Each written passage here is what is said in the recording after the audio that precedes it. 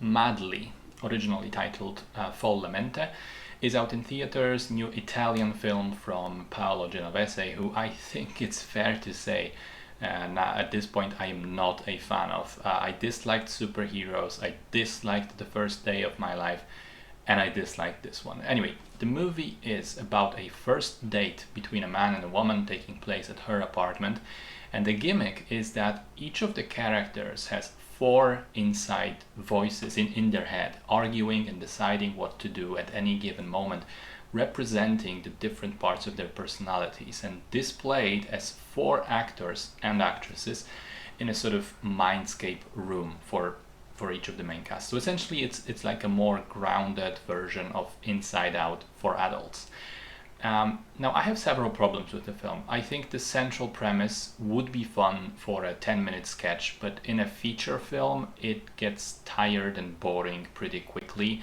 I think, the way it worked in Inside Out, again, to stick with the comparison, is that aside from the gimmick, that was an adventure film, that was an animated film. You could do a lot more with the premise if you allowed yourself to go wild.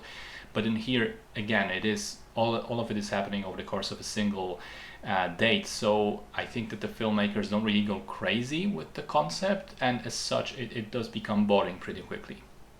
I think that often focusing on the inside voices took attention away from the central developing romance, which I think should have been more pronounced. The most egregious part being definitely the last extended scene where the inside voices sort of come out and the men talk to the women, and that was just far too much for me, totally unnecessary.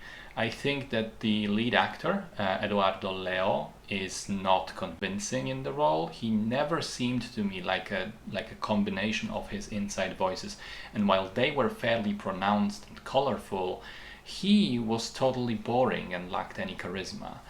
I also think that the movie is too over-talked.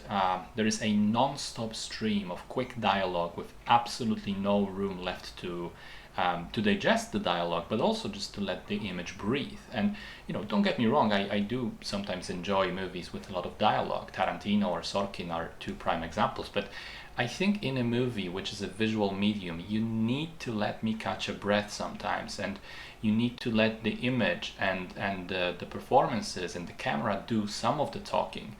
If it's just dialogue, if it's just the people talking, it feels like a glorified audiobook, especially as the movie is in Italian. So for me, anytime I would focus momentarily on some background element or set decoration and think about that, I would lose several sentences worth of subtitles and missed parts of the dialogue.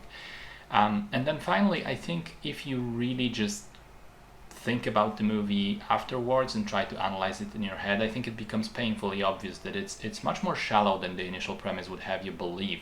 The gimmick of the inside voices can distract you initially from the fact that, if you really think about it, it is an incredibly simple story, pretty by the beat, and doesn't really have anything deep to say about, relationships or human psychology. I will say there were a couple of jokes that landed for me, all of the football stuff, the decision which bin to throw the condom in, the scene where the man is trying to sort of remember and guess what the woman was wearing, a few other moments. But on the whole, I was very unimpressed and rather bored.